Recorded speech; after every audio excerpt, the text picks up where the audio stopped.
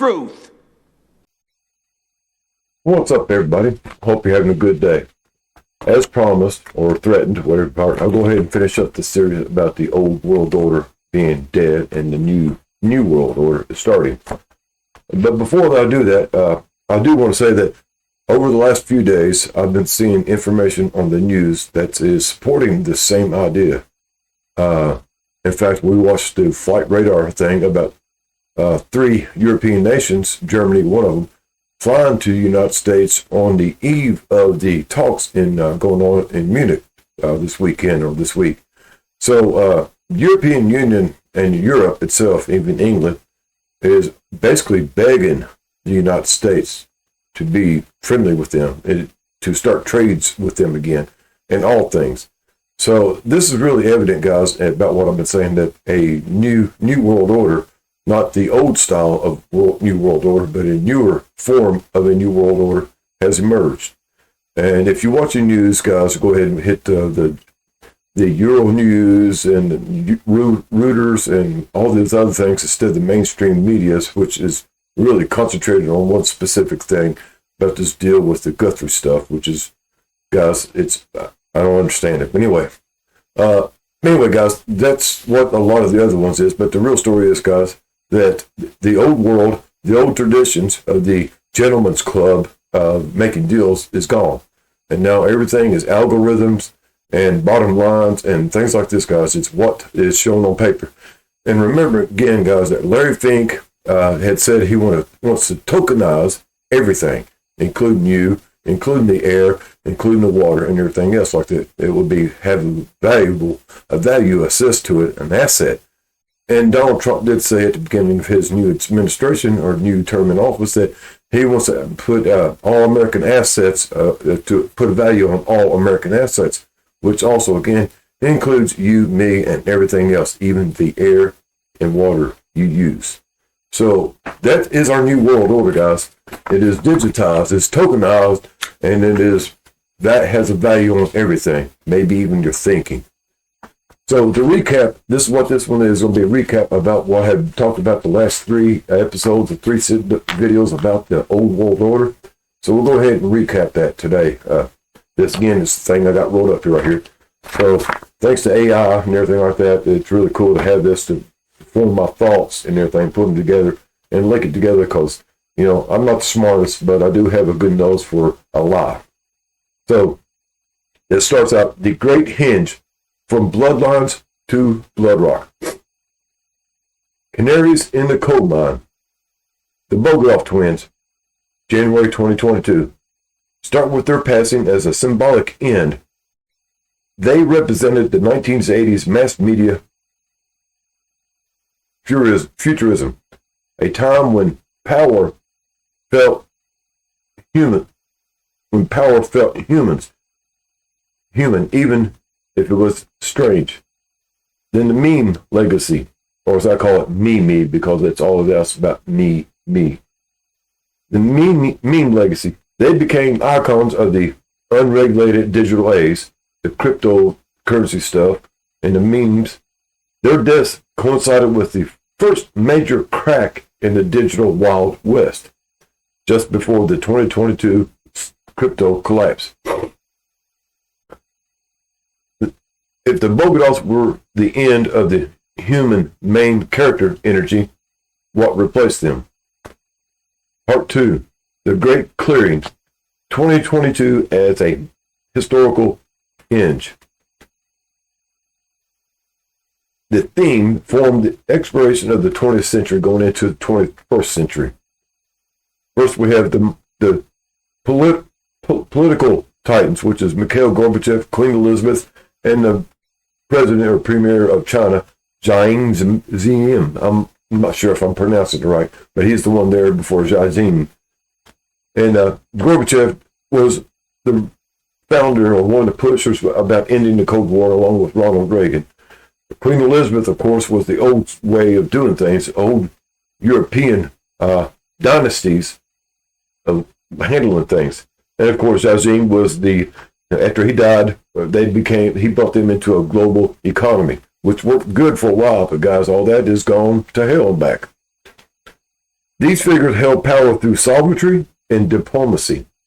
Their deaths created a power vacuum that was not filled by other leaders, but by systems. The last gatekeeper, the fall of old money. Jacob Rothschild, February 2024. He represents the final chapter of the old world order. For centuries, the Rothschild name was shorthand for centralized, family-led global finance. In the 20th century, he influenced the world through bloodlines and philanthropy. For the 21st century, that is replaced by AUM, assets under management, and AI algorithms. Jacob's death signaled the banker-statesman era is over. The new power players don't have family crest, they have server farms. Oh, I'll pause right here, guys. Got the news this morning that they got to go ahead and start putting these data centers that we've been talking about in low Earth orbit.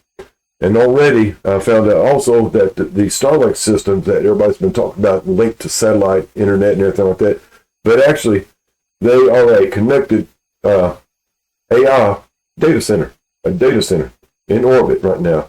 I found some information linking that the Starlink is actually a orbiting data center. Wow, huh? How about that? So that's his turning point. The new players don't have Crest; they have server farms. The new sovereign, Larry Fink, and the age of Aladdin, which I talked about yesterday. I don't have what the acronym breaks down to, but if you watch the video I put out, the previous video about this, you find out about it. While politicians struggle with elections, BlackRock manages $14 trillion. Larry Fink's CEO letters have effectively replaced nations' manifestos as guiding light for global industry.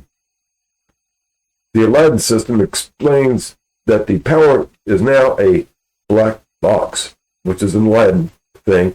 That's BlackRock's artificial intelligence monitors over $21 trillion in assets. This is the invisible nervous system of the new world order. Stakeholder capitalism. In 2026, BlackRock and Vanguard use financial materiality and stewardship to dictate how nations handle energy, labor, and technology, as well as food. You don't vote for them, yet they own the companies that provide you your food, fuel, and data. The conclusions: the New World Order of 2026. The Old World Order, pre-2022, built on nations, monarchs, and diplomats, was visible. It was visible, human, and frail. The New World Order, 2026 and beyond, built on institutional corporations. It is a world of corporate sovereignty where the BlackRock provides the infrastructure that governments can no longer afford. The New World Order is in a secret society, in a basement. It's a public asset manager in a skyscraper. We didn't transition into a new type of government. We transitioned into a global portfolio. The key data points from the script, 2026 update. BlackRock's Aladdin AI now influences more capital than the GDP of the U.S. and China combined. In 2026, corporate diplomacy is an official field. Companies now negotiate directly with states as equals. Tech firms negotiating digital sovereignty with the European Union. The core paradox. We traded the stability of the Queen and the legacy of the Rothschilds for the efficiency of an algorithm. The year 2022 served as a historical great hinge, a violent closing of the 20th century that cleared the stage for a new, more clinical form of global power. While the world was distracted by the eccentric, meme-heavy passing of the Bogdanov twins at the start of the year, a series of much more foundationed pillars were collapsing. Igor Grechka Bogdanov represented the last of the humans' main character, larger-than-life figures whose fame was built on the charisma of the 1980s mass media. Their departure was the canary in the coal mine, as they said, signaling the end of an era where power felt human, even when it was strange. I want to take a side note about the Bogdanov twins. I won't call them brothers because there's speculation on that in my mind. They were born in Russia shortly after the end of World War II. Their father is not known of where his bouts, and their mother was connected to a lady in France. Their grandmother was in France. Shortly after their birth, she went to Russia, the grandmother did, and gathered up the twins and took them back and raised them in her castle in France, somewhat near Cern. The castle used to belong to one of the Three Musketeers, D'Artagnan, I think it was. I might be wrong. But it's steeped in history of the Masonic stuff and secret society stuff. And their grandmother was also connected into secret societies too. So these Bogdanovs have been a very big interest of mine in the past, and I did a lot of research on them guys. And there seems to be some kind of gene splicing, editing, or manipulation going on in their birth. And so that's really, and it's a closed subject now because it doesn't mean anything, but at the end of the Cold War, they separated the scientists, not only from Germany, but also the ones from Italy and other places as well as Japan. The United States, Russia divided up, basically in England, divided up the scientists and researchers that Germany and all these countries had, and they decided who gets who and who gets to work where. So Russia wound up with a lot of genetic scientists I won't call them genetic, but research scientists or doctors from Japan and also from Germany. And so right after the end of World War II, the Bogdanovs were born, and they were, another thing, they was born several, like 40 minutes apart. I don't know if that's really a bad thing, but it does. It seems like there's something up with that. Then they whisked away to France shortly after, which is kind of odd. Anyway, we'll go on. As 2022 progressed, the old world order established after the World War began, is what they say, but of course we know it began back in Bavaria, Germany, or the 1300s, 1400s with the great-great-grandfather. They began to vanish in a series of high-profile funerals. The passing of Queen Elizabeth removed the world's ultimate symbol of institutional stability. Almost immediately, Mikhail Gorbachev died just as the peaceful European home he envisioned was being dismantled by modern warfare, while Jiang Zemin's death marked the final expiration of an era of hyper-globalization. These leaders were the architects of a world governed by diplomacy, sovereignty, and heritage. When they left the stage, they didn't leave successors, they left a vacuum. The transition was finalized with the passing of Rothschild in early 2024. For over 2 centuries, the Rothschild's name was shorthand for centralized family-led finance. Jacob was the last of the banker statesmen, men who influenced the world through personal networks and grand philanthropy. However, by the time of his death, the engine of global influence had already migrated from wood panel libraries to high-velocity server farms. We were witnessing the death of old money and the birth of something far more pervasive. Sorry, guys, I'm not reading well. It's a little dim here. By 2026, the new sovereign had officially arrived in the form of Larry Fink and BlackRock. This is a new era of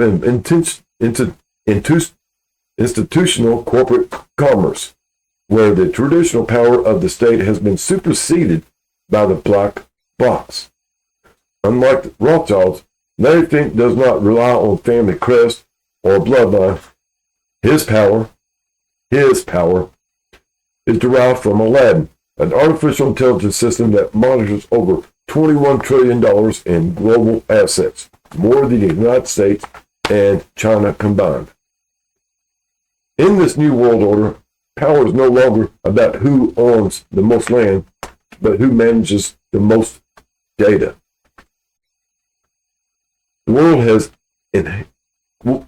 world we inhabit today is no longer a collection of nations negotiating through diplomats like Gorbachev. Instead, it is a global portfolio managed by institutional boards, through stakeholders, capitalism. Firms like BlackRock and Vanguard and State Street effectively set the policy for climate, labor, technology by shifting trillions of dollars with a single keystroke. This is the new world order, it says.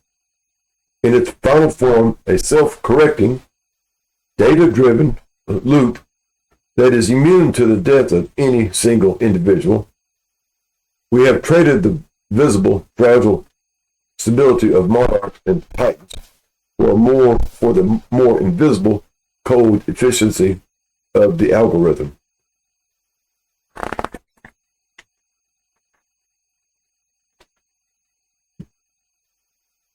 And the rest of it, some more stuff. We'll get right here to the backup. No, let's all repeat this. Sorry, guys. That's about it right there, guys, in essence. And it's a breakdown of how we have transitioned from the old world order, which is run by the monarchs and statesmen and old blue blood and money, the European dynasty that held the world in check for centuries. And now we're into a digital age, a new frontier of commerce and everything like that. And again, this old money was part of the church's things, I guess is the best way to put it. They held sway over these monarchs and these rulers of the European dynasties. But now that is gone. The church no longer has power over the states that they used to. The church is dead. The power of the church is dead. Now we have Larry Fink and his other board members. We also have board members of State Street and other financial giants that are following a Jewish religious disorder. Their ties to Israel and the Jewish faith is strong. It's very evident. We didn't really lose a religious control of our financial world or our environment, our whole world. It just went to another one, a Jewish one. Hope y'all have a good day. And as always, reach out and do something nice for somebody. Because guys, it's getting short on time, and we need to be as good as possible to make everybody else vibrate at a higher frequency. How else are we going to get off this fucking rock if we don't start acting right? Later, daters.